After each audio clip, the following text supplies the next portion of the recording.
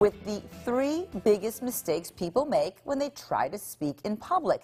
Fear of public speaking is known as glossophobia, and 74% of people who suffer from speech anxiety have that. According to Sean Smith, winner of North America's Next Greatest Speaker competition from last year, people make 3 huge mistakes when they get ready to speak publicly. Here with what those are is Sean Smith. Please help me welcome him, the North America's Next Greatest Speaker. Sean, so good to have you here all the way from LA. We sure appreciate your visit. Absolutely. It's so good to be here, Alex. So tell me, how did you even start or get into public speaking? And tell us about this competition that you won here. Yeah, it's always been a dream of mine, but honestly, I wasn't always comfortable speaking. I mean, it wasn't too long ago that I would literally hyperventilate, you know, before I would do any kind of presentation.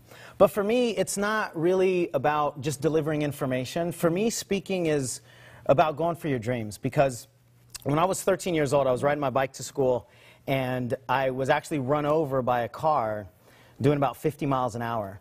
And if you look at the details of the accident, I mean, there's no way I should have survived. But I learned that day that we only get one shot, and we never know when our last breath is going to be. And so I just made a promise to myself that if I have any kind of dream on my heart, I'm going to go for it. Because I want to look back on life, whether I got the goal, achieved the dream or not, and just say, at least I tried.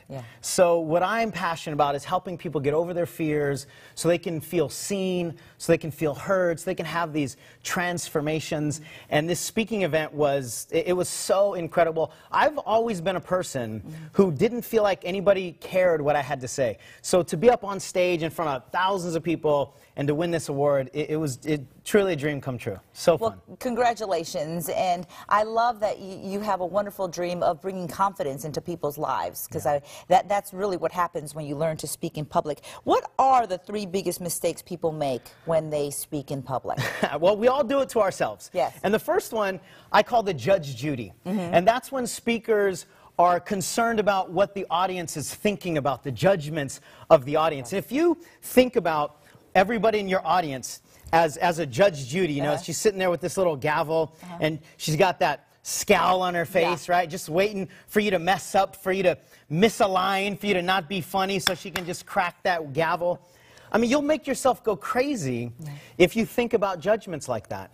And what's the reality is that they just want you to be you. They want you to be with them. They're not making all these judgments that we're afraid that they're making. So don't worry about what they're thinking. Speaking is not about seeking approval from other people. Speaking is really about just sharing your truth. And if you do that, your audience will love you. Number 2, the Dumb and Dumber disaster. I think this one's pretty funny. Yeah, this is a funny one. This is when somebody speaks about a topic that they don't really know a whole lot about. They're not certain about it, but they try to be all intellectual, right? Try to be intelligent and use these big 25-cent words, and they speak from their head. But secretly they're afraid that somebody's going to ask them a question they can't answer. And so they feel dumb. And our audiences are not stupid. They can see right through that. They can feel that you feel dumb. And when you know that they know that you feel dumb, you feel dumber. And then it just creates this cycle, and it goes south, and it never ends well. All right, so that's something to take note of. Number 3, Weekend at Bernie's blunder.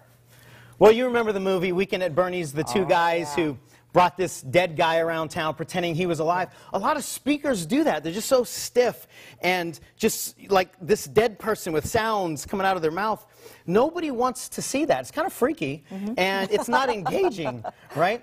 You know, when I actually competed for the North America's Next Greatest Speaker at the E-Women's Network, I told a story, this rah-rah motivational story about going for your dreams and charge up the mountain. But I didn't just narrate the story, I actually became the story. And I was telling them that when you have a big goal, you go for it, but you might twist an ankle. And so I was limping around the stage on this twisted ankle, and you might fall down, and you got to crawl. So I was crawling on my hands and knees, and I said, if your knees break, you've got to army crawl. So I'm army crawling, and finally, I said, it might get so bad that you've got to, and I got down on the ground, and I said, you got to bite your way to the top. And I was like, ah, ah, ah. And it was idiotic, it was silly, but it was fun. And it was animated. It was animated. Yes. And it was unforgettable because they appreciated that I brought them in to the story. And there's no doubt that's probably the biggest reason why I won the award. And I don't want people to go over the top like that, like they're in a speaking competition. But, I mean, come on, you got to bring it a little bit, right? Especially if you're speaking to kids. To get their attention. Especially, because they are so visual. They need you to be animated, because that's what they see on TV. That's what they see in the media. So if you don't show up the way they want you to show up, they're just going to tune out. They're going to snooze. All right. Yeah. What is your speak formula then? We have Sean's speaking formula. What is it? It's a simple way to remember how to connect with your audience. So the S is stories. Okay. Stories are easy to tell. They engage people. As long as you don't speak at your audience and you don't narrate the story, you engage them in the story, then they can experience your message. The P is for presence. Just be in the moment. Be present with your audience. Be present with your body, with your message. The E is energy. You know, speaking is not about transferring information intellectually. Speaking is really about transferring emotion energetically. And so when you get into the emotion that you want your audience to experience, they will feel it. Now the A is probably my favorite. It's authenticity. We don't need you to be like anybody else. We just need you to be you. But a lot of people are afraid to be themselves. They're afraid to be vulnerable. They think they're going to get judged. They're going to get hurt. So people tend to protect. But when you protect, you can't connect. And that's what communication is all about. It's connection. And then K is knowledge. Know what you're talking about. Have some level of certainty, some level of mastery about what you are speaking about. Otherwise, your audience will know it, and they'll totally disengage. So when people follow that simple formula, the fears will diminish. They'll have a lot more confidence, and ultimately, they'll be captivating. Yes, yes, yes. And you have succeeded in your mission of bringing your dream and making it come alive, right? Absolutely. Give us a website, because I know, I'm sure you have lots more pointers for people and lots of other ideas.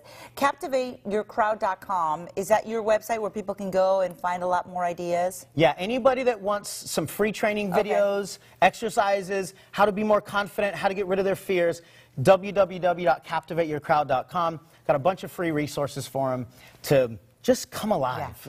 Now, do you ever get scared anymore, nervous at all, anywhere you go or anywhere you speak? Yes, when I do those mistakes. Actually, when I was walking into this studio, I was thinking about, what if it doesn't go well? What if Alex doesn't like me? What if they don't like me? And the reason I share that is because we all have the ability to freak ourselves out if we let our minds go crazy. But the difference now is I can catch it. And when I catch that, I just change the thought. I think about, what's my message? What's the energy that I want to be in? I live that speak formula, and it's a way to calm your nerves down, to calm your body down. And when you're in your body, you're out of your head. Good point. And all of our fears are in our head. Well said. So the more that we're in our body, the better we're going to be. Well, thank you so very much, Sean. It was so nice You're meeting welcome. you. You did a fantastic job, and I loved you. So you get the thumbs up from me, and I'm sure our viewers as well. Thank you So very go much. to his website, which is CaptivateYourCrowd.com, for some free training videos. So anyone can use that. Yes. A boost of self-confidence. Thanks for being here. Thank you. All right, Sean, My we'll see you pleasure. next time. Still My to come pleasure. here on Central Valley Today. Great news for students wanting to speed through school. Fresno City College is offering